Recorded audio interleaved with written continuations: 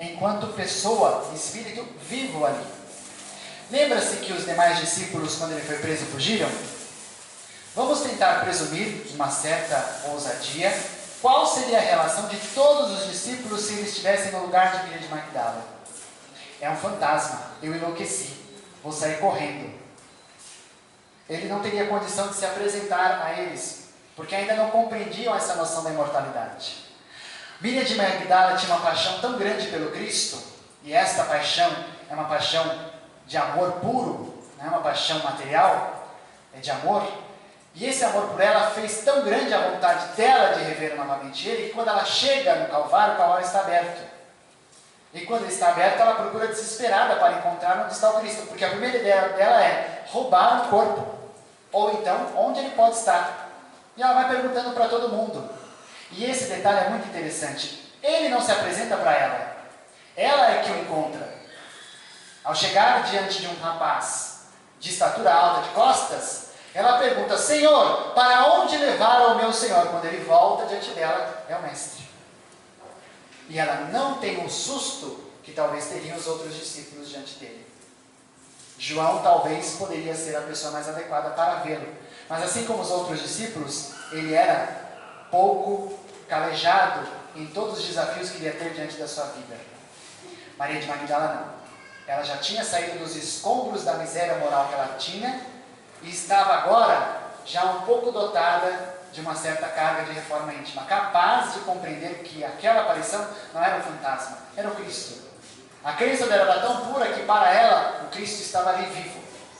E realmente estava, porque imortal que era, espírito imortal.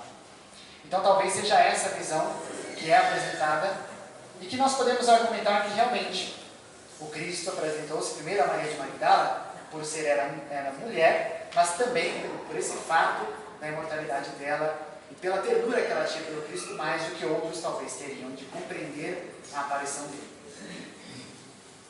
Pergunta? Não? Então, para nós sedimentarmos um pouco mais essa lição do amor, essa lição do perdão, da caridade, nós podemos relembrar da figura, por exemplo, de Maria de Magdala, que assim como outros discípulos também demonstra um certo caráter do seu testemunho. A história de Maria de Magdala, eu vou contá-la, baseada naquilo que relata o livro Boa Nova, de Humberto de Campos, Irmão X. Maria de Magdala era uma mulher muito rica, mas também muito infeliz.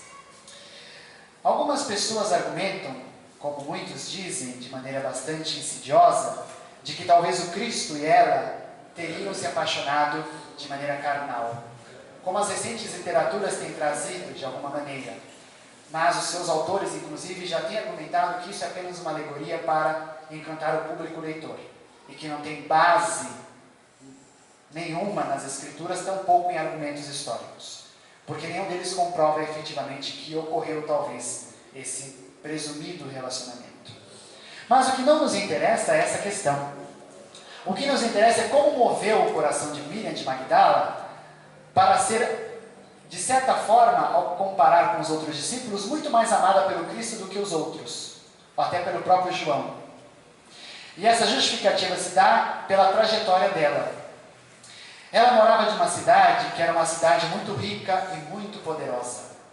Magdala era a segunda cidade mais rica da região da Palestina, talvez. Rica de beleza histórica, rica na sua estrutura arquitetônica, rica nos seus locais maravilhosos, nos grandes locais de repouso e de descanso que muitos homens poderosos tinham naquela região. Magdala passou à posteridade pela figura de Miriam de Magdala, e não simplesmente pela cidade. Alguns dizem, nas tradições, que ela serviu até de hospedagem por alguns dias da grande rainha Cleópatra, que viajando por aquela região, pernoitou na cidade de tão encantadora que era. A cidade era cercada de grandes alamedas largas, de grandes árvores e ruas que ornavam aquela feição tão grandiosa daquela paisagem tão linda que era a Palestina, mas ao mesmo tempo da cidade que era rica de beleza. Mas a grande mansarda que encantava os olhos era a mansarda em que vivia Maria de Magdala. Maria de Magdala, na época, tinha à sua disposição tudo aquilo que ela quisesse ter. Riquezas, homens, e tudo ao seu dispor lhe dava o que ela queria. Mas talvez, naquela noite, algo iria transformar-se na vida dela. Quando, na casa que dormia, e ela, algo transtornada, como sempre acontecia nos seus sonhos, porque pelos gestos e atitudes que desempenhava, muitas vezes não conseguia dormir efetivamente. Os seus sonos eram transtornados. Muitas vezes falava durante a noite e os seus servidores ficavam tanto quanto aflitos por trabalhar diante de uma mulher que era conhecida por ser um tanto atormentada. E nos escombros da casa que dormia, ela muitas vezes delirava, e alguns diziam que ela era alvo de espíritos maus que atormentavam-na pela vida fácil que levava. E à noite, nos escombros da casa suntuosa, bate na porta em desespero um viajante, emergindo das estradas. E ao bater na porta, ele bate desesperado, querendo que alguém atenda. E ao abrir-se a porta, a mulher a atender diz desesperada: silêncio, que a mulher dorme. O que queres aqui tarde da noite, se já está tudo fechado? E o homem desesperado fala: preciso falar com a mulher. Mas a senhora hoje não recebe. Mas eu preciso falar com ela. Eu a conheço e ela me conhece. Eu sou o viajante das estradas que estive falando com Jesus e que vim agora falar com ela a respeito do que ela pediu para mim tempos atrás. E a servidor, desesperado, ao lado da mulher, da camareira: mas a senhora não recebe. Vá e diga para ela que é o viajante das estradas que ela pediu para falar com Jesus. Vá e avise ela que eu estou aqui. Porque se mais tarde algum de vocês disserem que eu passei por aqui e que vocês impediram o meu passo, ela mandará chibatear de vocês até a morte. E diante daquele impasse, ela diz vencida: eu vou ver então se ela está acordada. E vai adiante do quarto. Na casa suntuosa e silenciosa, apenas havia as nuvens dos incensos e das favônios perfumados que decantavam de um cesto em brasa e que deixavam toda a cidade, toda a região ao redor da grande mansão inebriada daquele perfume hipnótico. E aquele perfume era usado propositalmente por Maria de Magdala para que ela pudesse adormecer. Mas mesmo assim, ela permanecia um tanto quanto envolvida por aquele perfume e imobilizada diante de si, diante da sua cama, diante da sua liteira onde ela dormia todas as noites. A mulher perde pé, vai acordar a senhora, mas não percebe que deixou a porta aberta e o miserável entra por meio dela, vai em direção a Maria de Magdala, atira-se nos pés delas e falam: eu vi, Senhora, eu vi Jesus. Não lembrais de mim, Senhora? Acorde, Senhora, eu vi o Cristo. E ela, um tanto ainda envolvida nas ondas do seu tormento íntimo, acorda, ainda meio que desacordada, e observa aquele homem maltrapilho no chão e tenta entender o que aconteceu. E ele fala: quem és tu? Eu? A senhora não me reconhece? Eu sou o viajante das estradas que a senhora pediu para falar com Jesus. E eu vi, senhora, ele está aqui hoje perto da senhora em Cafarnaum. Por isso eu vim agora à tarde da noite para convidar a senhora para vê-lo. Venha vê-lo agora para que a senhora possa conhecer aquilo que eu vi com os meus olhos. Venha ver Jesus, senhora, hoje ou nunca mais. Nesse momento ela se recorda da imagem do Cristo, ou pelo menos daquilo que se falava do Cristo.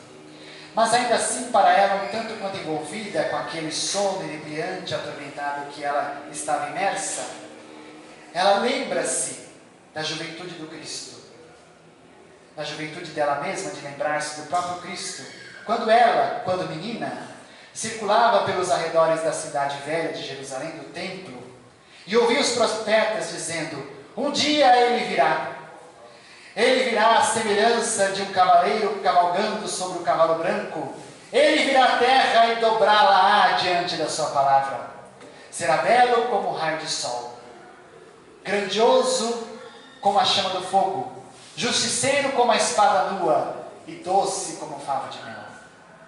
Ela se envolveu com aquelas palavras desde criança. E ao se envolver com aquelas palavras, ela se iludiu de acreditar que aquele homem seria o grande ideal da vida dela de amor. Amor que na época era ainda um amor de carne e não de alma. Passado alguns anos, quando ela retorna novamente à cidade, mais jovem e mais passada dos anos, ela defronta-se com um dos profetas, dizendo: eis que ele chegou, a terra tremerá diante da sua voz, e os miseráveis levantar-se-ão para a glória de Javé. E ela já se sentia arrependida, porque estava já um pouco mais avançada na idade. Talvez ele receberia ela nesta condição. Ela já vivia a vida fácil que estava vivendo. Durante a sua infância, foi vendida e levada a um bordel. E ao ser vendida nesse bordel, ela começou a ser negociada. E sendo negociada, aprendeu habilmente a negociar. E a negociar transformou-se numa das senhoras mais ricas da região, especialmente rica por angariar mulheres a seu serviço. E homens que desejavam noites, e essas noites custavam a eles burras e mais burras de ouro e de joias, que enriqueceram-na muito facilmente. Esta riqueza causou-lhe o arrependimento, porque ela não acreditava que talvez agora Jesus pudesse recebê-la, porque vivia de forma muito desorientada da vida. Mas ao voltar daquela memória, ela defronta-se novamente e aquele homem maltrapilho está diante dela. E o homem, percebendo que ela não consegue entender a mensagem dela: não lembrais de mim? Vede! E ao fazer isso, ele abre o maltrapilho, mostrando o peito aberto, sem feridas. Eu era o leproso do caminho, senhora. Eu estive diante da vossa liteira quando passava com Próculo, o vosso senhor e amante, e eu quis ajudar-me. Ajudai-me a curar-me das minhas chagas, das minhas feridas. E a senhora, desafiando e irônica, deu a mim umas moedas de ouro e disse: vai e encontra esse Jesus que tanto fala. E depois que ele te lavar a lepra do corpo, vem dizer-me para que ele me lave a lepra da alma. E agora eu estou aqui, senhora, para levar-te para lá. Eis que eu venho aqui levar-te diante do Cristo. E ela ainda hesita. Mas o homem é muito insistente. Vinde e puxa ela da cama. E aciona a campainha e chama todos os homens servos da casa que se apresentam diante da senhora. E ela, convencida por aquele homem, mas ainda não convencida em si mesma, diz: mande preparar a barca. Vamos ver quem é este homem. E à noite, singra no mar da Galileia uma barcaça. E essa mulher envolvida num manto de púrpura. Diante da noite da descrença de si mesma, ela cria ainda arrependida de ter acordado e dado voz a esse maltrapilho do caminho. Mas ele, num gesto de muita exaltação, por ter encontrado este homem que lhe deu vida em abundância, está bem na frente do leme, esperando a primeira parte da barcaça encostar na praia, próximo à casa onde o Cristo está, para que ele salte do barco e prepare todo o ornamento para que ela venha, Miriam de Magdala, descer. Porque a vida dele, ele deve muito mais a ela do que o próprio Cristo, porque foi ela que deu as moedas, para que ele pudesse encontrar com Jesus. Diante daquela paisagem paradisíaca do mar da Galileia, onde as alcaparreiras e onde as tamareiras florescem naquela época, ele mostra a casinha pequenina, ao longe, perto da praia, marmórea, com uma porta semicerrada e aberta, iluminada, e ele desesperado: ide, senhora, Jesus vos espera, ele sempre está lá dentro, senhora, num misto de brandura e santificação. E a senhora, envolvida e entorpecida, fala: é assim que ele espera os infelizes? Vai, senhora, vai em direção ao Cristo. E ainda um pouco em dúvida, ela hesita, olha para trás e vê aquele maltrapilho dizendo: senhora, ide. Ela chega e descerra a porta suavemente. Quando ela descerra a porta, um quadrângulo de luz cai sobre a sua visão, e ela, vencida por aquela iluminação tão cega dos seus olhos, ela cai e se joelha diante daquela visão. E ao abrir os olhos, envolto em luz, ela enxerga a imagem do homem que ela tanto procurava. O homem de corpo esguio, e de um corpo bem esguio e magro do deserto castigante. Os zigomas salientes, os lábios polpudos, magro, os cabelos doirados e acastanhados da Nazarena sobre os ombros, estende as mãos para que ela possa levantar-se.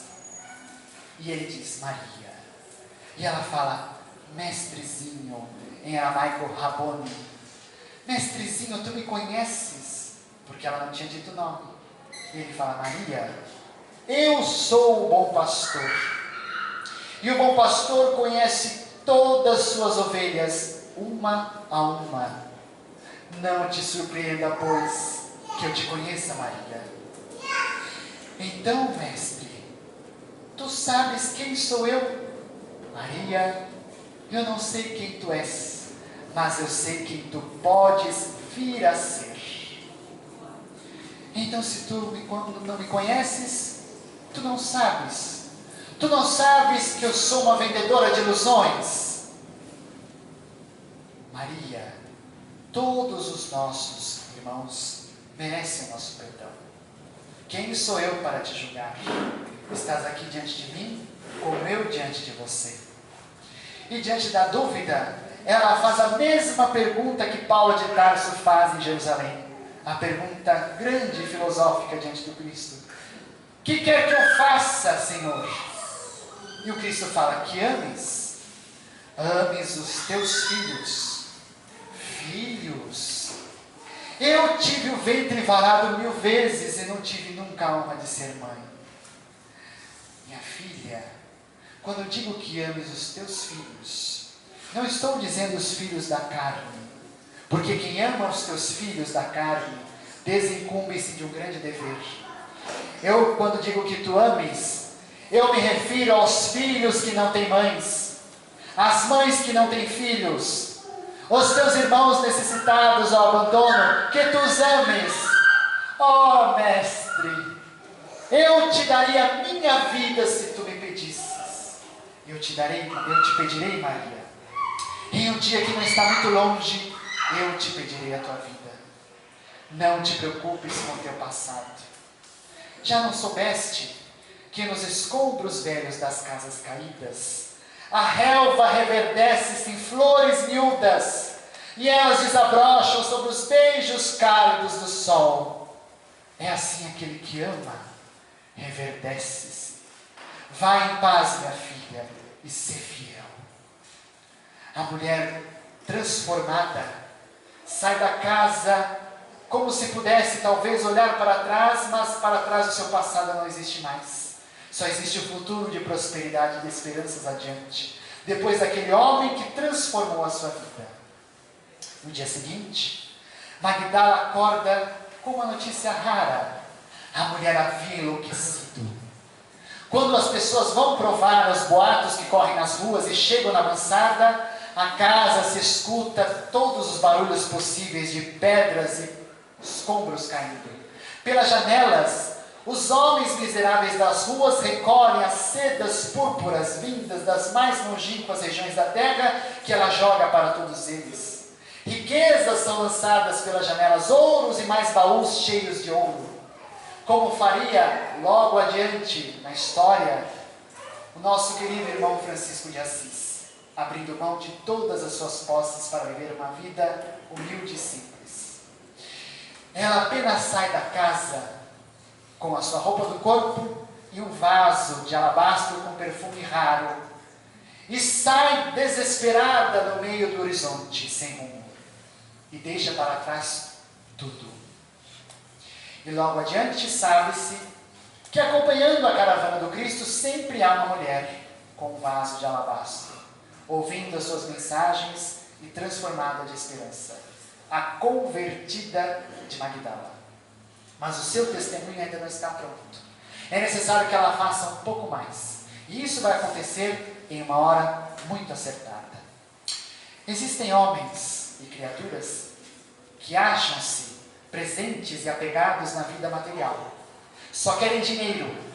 E esse dinheiro muitas vezes faz com que eles sejam bem vistos por todas as pessoas. Como Allan Kardec fala, os homens que estão dentro da cidade veem, na sua visão, os homens mais poderosos como grandiosos, e não aqueles que estão nas montanhas e veem esses homens grandiosos como pequeninos.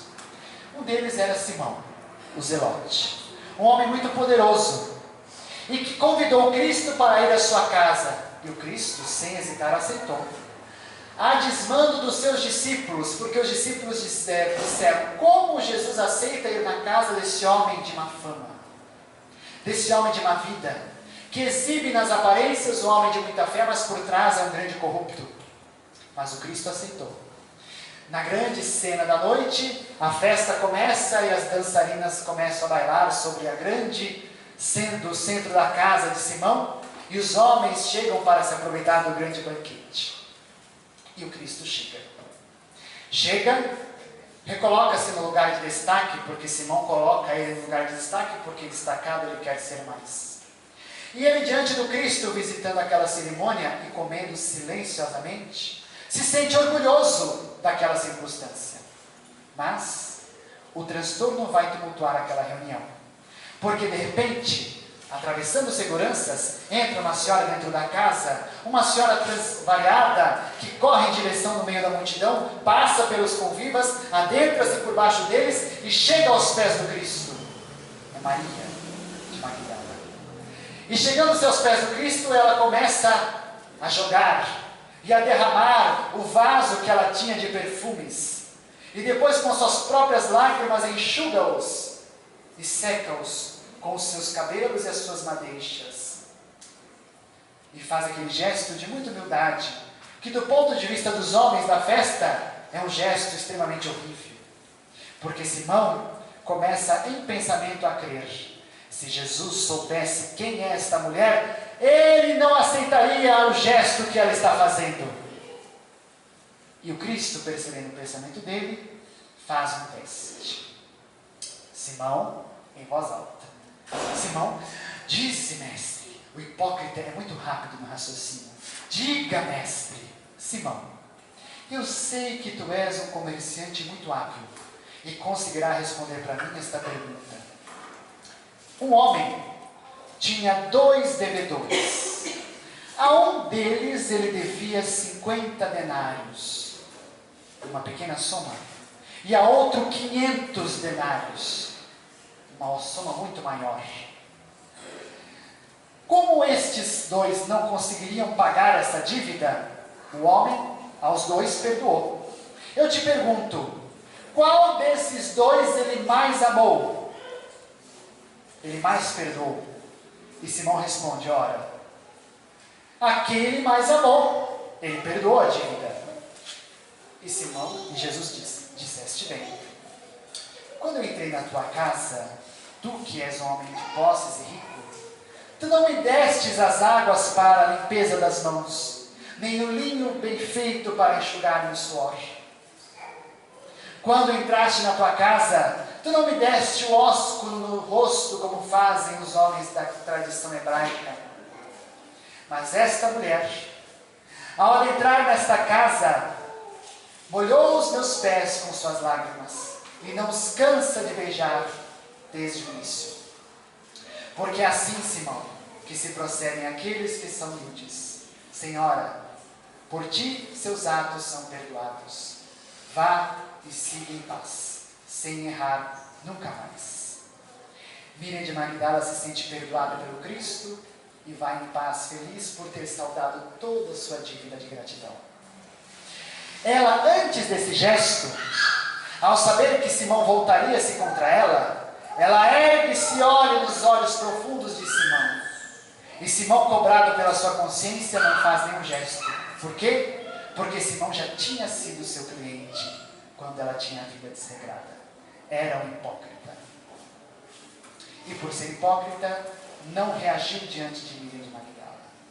Veja que na sua transformação, a criatura humana consegue mobilizar todos aqueles que tentam derrubar. E Maria foi desta maneira. Vivendo com Jesus todas as suas aflições. O momento da morte, quando ela reencontra-se com Cristo. e diz para os homens, discípulos, que ela tinha visto ele na saída do Calvário, e eles não acreditam pela má fama que ela teve. Tu pensas que somos estúpidos em acreditar que você viu ele vivo? Vivo ele não está, sem dúvida.